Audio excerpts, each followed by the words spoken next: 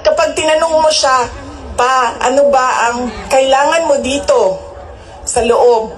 Ang sinasabi lang niya, mga, alam mo yon, mga bagay na shaving cream,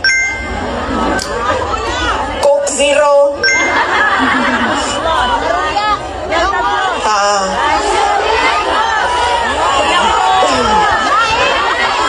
tumigil na siya sa kakahingi ng Pinoy na ulam dahil parang hindi talaga kaya nung nagluluto sa loob Pinoy na ulam. Pero nagpadala ako kahapon ng PDF file ng mga recipes na pwedeng sundin nung nagluluto. Yes! Duterte! Duterte! Ang hilig sa Coke Zero at yun lang yung hingi niya. May shopping list doon sa loob. At sabi niya doon sa gwardiya na isulat mo dyan, 2 case ng Coke Zero. Kahapon, bago ako umalis, tinuruan ako ng gwardiya. Sabi niya, pwede ka naman bumili dyan sa vendo, tapos iiwan mo para sa kanya. So sabi ko, Papa, anong gusto mo dito? Sabi niya, Coke Zero lang.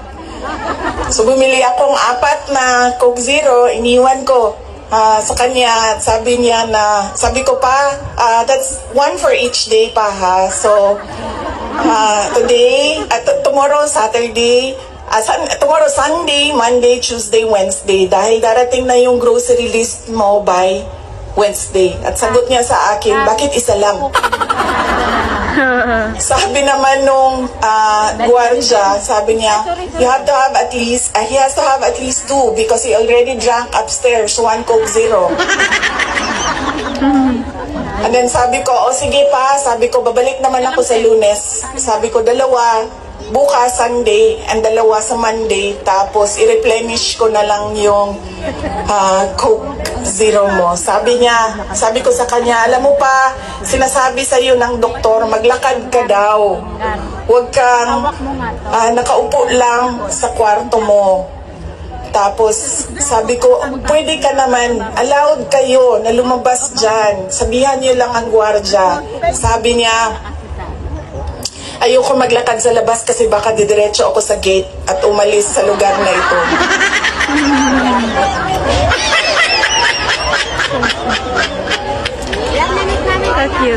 Nagkakaroon na rin siya ng mga kaibigan, yung mga tao doon sa loob ay nagiging kaibigan na niya. At di na baka mo uli.